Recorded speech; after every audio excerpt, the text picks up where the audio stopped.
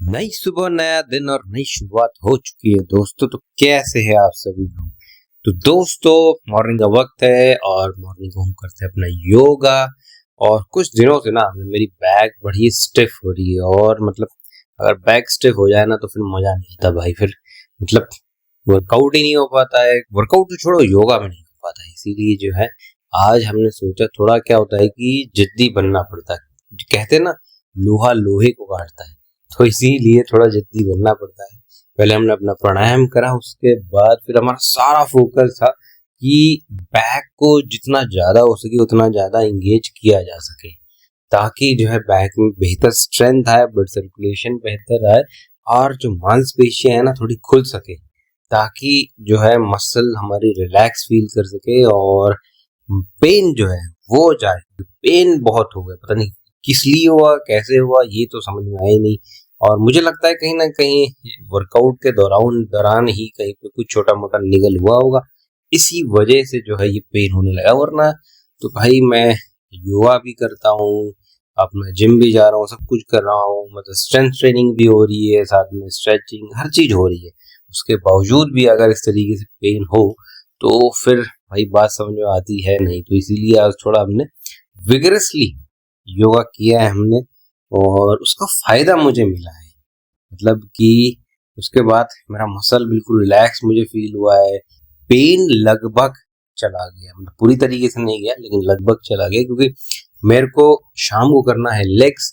और अगर lower back में आपके पेन है तो आप स्क्वाट्स कैसे मारोगे? और बिना स्क्वाट्स के तो भाई हमारा लेग्स का जो वर्कआउट है वो शुरू ही नहीं हो सकता है। तो इसलिए जो है बहुत जरूरी था कि हम अपने लोअर बैक को एक्टिवेट करें। दूसरी चीज ये है कि अभी मैं थोड़ा थोड़ा अब अपने अब्डोमिनल की भी एक्सरसाइज करना शुरू कर दिया है मैंने, क्योंकि फिर वरना पेट जो है ब्लोटिंग आने लग जाती है, और जो साइड हैंडल्स होते हैं वहां से भी फैट ज्यादा दिखने लग जाता है, और वो नहीं चाहिए हमें। कुछ भी हो जाए, गेन करना है हमें, लेकिन मसल गेन करना है, फैट गेन नहीं करना है हमें।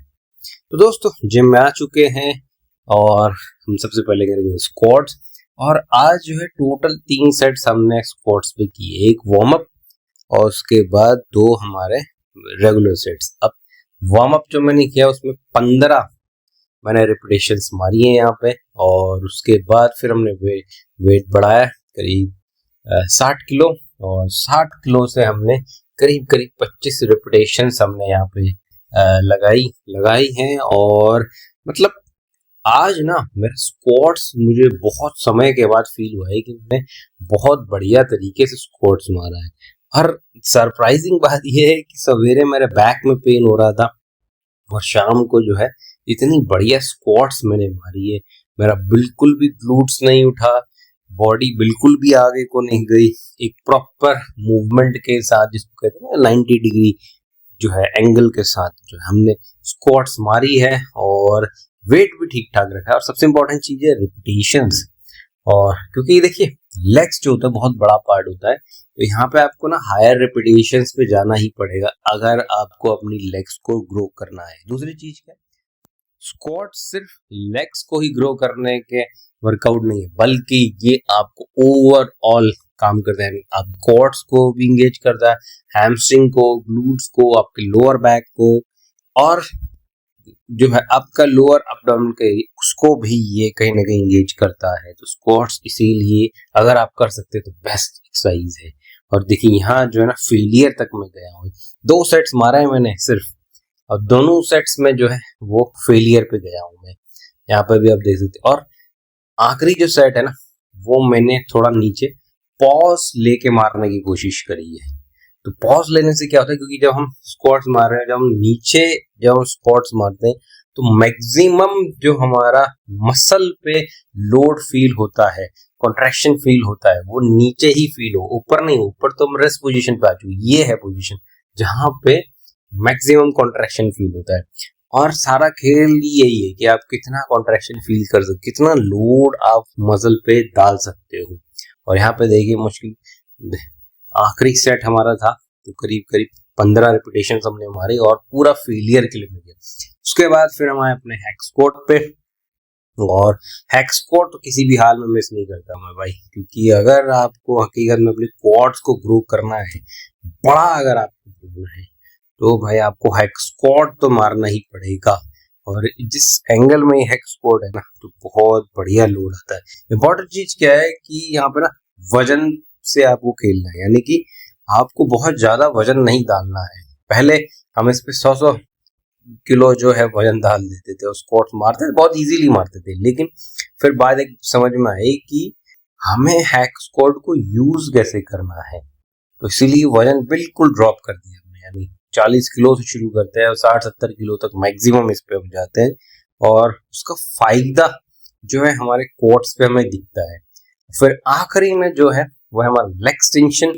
और देखिए मैंने एक बात कही थी ना कि मैक्सिमम रेजिस्टेंस आपको कहाँ पे मिलेगा, मसल पे, वहीं पे मसल ग्रो करेगी।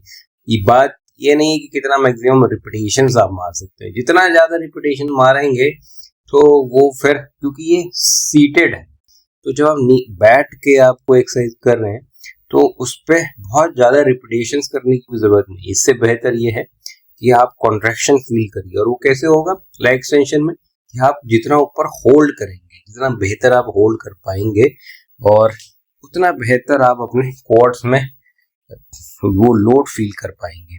तो इसीलिए जो है हमने, और लेग एक्सटेंशन के भी सिर्फ 3 सेट हमने यहाँ पे किए।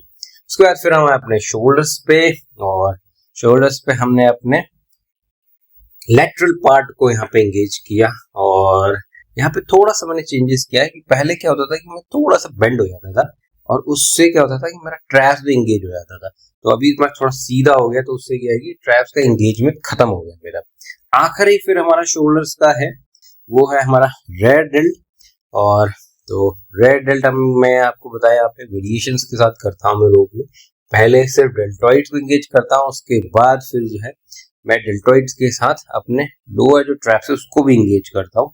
और तो उससे क्या होता है कि हमारा 2 मसल पार्ट एक साथ ट्रेन हो जाता है।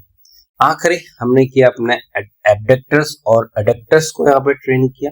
अब देखो भाई, ये मशीन से बेहतर कुछ नहीं है अगर आपको अपने एबडक्टर्स और एडक्टर्स को ट्रेन करना है, तो आसानी से और बहुत बढ़िया तरीके से ट्रेन हो जाते हैं। तो अगर आपके जिम में ये मशीन नहीं है ना, तो मतलब आप मान के चलिए कि 60% आप अपनी गेन को खराब कर रहे हैं। और आपके पास अगर ये है, उसको सही से यूज आप कर पा रहे हैं, तो आपका जो है ना लेग्स बहुत अच्छा ग्रो करेगा, क्योंकि सिर्फ क्वाड्स या हैमस्ट्रिंग नहीं, आपके जो फिर इनर थाई है, आउटर थाई है, वो पूरा ग्रो होना चाहिए, तभी बेहतर यहाँ पे रिजल्ट आता है। तो दोस्तों आज के लिए इतना ही, मिलते हैं कल आपसे, बाय बाय।